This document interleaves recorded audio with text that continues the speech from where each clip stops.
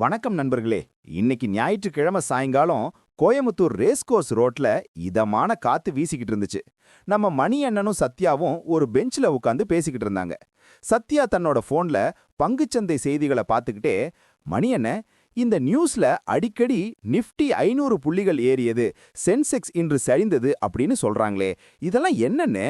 மணி அண்ணன் முறுக்கு கடை ஷேர் ஏறுதா இறங்குதான்னு பாக்கறத விட்டுட்டு ஏன் எல்லாரும் இந்த நிஃப்டியையும் சென்செக்ஸையும் பிடிச்சு தொங்குறாங்க அப்படின்னு கேட்டான். உடனே மணி அண்ணன் சிரிச்சுக்கிட்டே பக்கத்துல இருந்த ஒரு பாக்கெட் முறுக்கு எடுத்தாரு. தம்பி சத்யா, ஒரு மனுஷனுக்கு காய்ச்சல் இருக்கா இல்லையான்னு எப்படி தெரிஞ்சுப்ப? தெர்மாமீட்டர் வச்சு பாப்ப இல்லையா?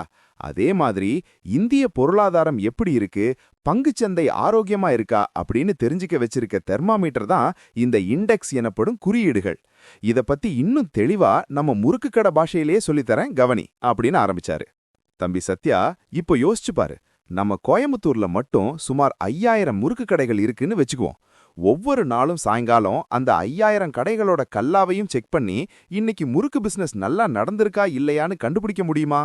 ரொம்ப கஷ்டம் இல்லையா? அதுக்கு பதிலா கோயமுத்தூர்லயே ரொம்ப முக்கியமான பெரிய அளவுல பிசினஸ் பண்ற ஒரு 50 முறுக்கு கடைகளை நாம தேர்ந்தெடுக்கிறோம். அந்த 50 கடைகள்ல இன்னைக்கு நல்ல முறுக்கு வித்திருந்துச்சுன்னா இன்னைக்கு கோயமுத்தூர்ல முறுக்கு வியாபாரம் சும்மா அதிருது அப்படின்னு பொதுவா சொல்லிடலாம் இல்லையா? இப்படி ஒரு பெரிய கூட்டத்துல எடுக்கிற முக்கியமான சிலரை மட்டும் வச்சு அந்த மொத்த கூட்டத்தோட நிலவரத்தை சொல்றது தான் இண்டெக்ஸ். சத்யா ஆச்சரியமா பார்த்தான். அப்போ 5000 கம்பெனிகளை பார்க்க தேவையில்லையானே? தேவையில்லை தம்பி. ஒரு நாட்டோட பொருளாதாரம் எப்படி இருக்குன்னு ஒட்டுமொத்தமா தெரிஞ்சுக்க இதுதான் சுலபமான வழி. இண்டெக்ஸ் ஏறுனா நாட்டுல பிசினஸ் நல்லா நடக்குதுன்னு அர்த்தம். அது மட்டும் இல்லாம, இப்போ நீ மணி அண்ணன் முறுக்கு கடையில முதலீடு பண்ணிருக்க, உனக்கு 10% லாபம் கிடைக்குதுன்னு வச்சுக்குவோம். ஆனா அதே நேரத்துல இண்டெக்ஸ் 20% உயர்ந்திருந்தா நீ வாங்கின ஷேர் மார்க்கெட்டை விட கம்மியா லாபம் தருதுன்னு அர்த்தம். உன்னோட முதலீடு சரியா இருக்கான்னு செக் பண்ண இதுதான் அளவுகோல். நிறைய பேரு தனித்தனி கம்பெனியா ஷேர் வாங்க பயந்துகிட்டு இந்த நிஃப்டி அல்லது சென்செக்ஸ் குறியீடுகள்லயே நேரடியா முதலீடு பண்ணிடுவாங்க. சரின்னு, அப்போ இந்தியாவுல இருக்கிற அந்த முக்கியமான குறியீடுகள் எவை அப்படின்னு கேட்டான் சத்யா. நம்ம ஊர்ல 2 பெரிய பங்குச்சந்தை இருக்கு, பிஎஸ்சி மற்றும் என்எஸ்சி. அவங்க 2 பேருக்கும் தனித்தனி குறியீடுகள் இருக்கு. முதல்ல பிஎஸ்சி சென்செக்ஸ். சென்செக்ஸ் அப்படிங்கிற வார்த்தை சென்சிட்டிவ் இண்டெக்ஸ் என்பதன் சுருக்கம். மும்பை பங்குச்சந்தையில பிஎஸ்சியில இருக்கிற ஆயிரக்கணக்கான கம்பெனிகள்ல ரொம்ப பழமையான பெரிய மற்றும் முக்கியமான 30 கம்பெனிகளை மட்டும் தேர்ந்தெடுத்து வச்சிருப்பாங்க. இந்த 30 கம்பெனிகளின் பங்குகள் விலை ஏறுனா சென்செக்ஸ் பாயிண்ட்டுகள் ஏறும்.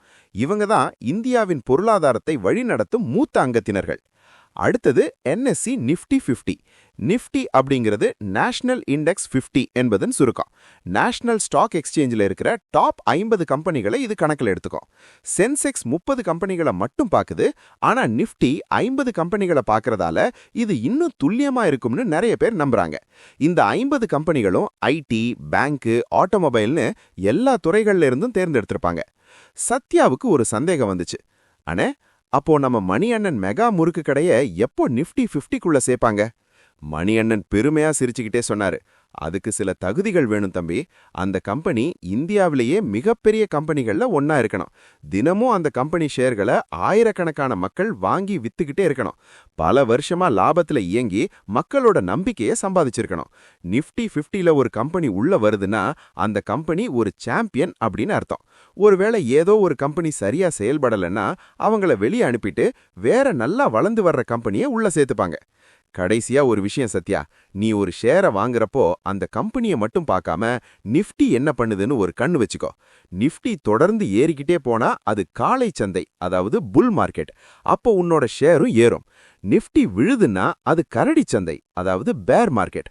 அப்போ உன்னோட நல்ல கம்பெனி ஷேர் கூட தற்காலிகமா குறையலாம். அதுக்காக பயந்து வித்துறக்கூடாது.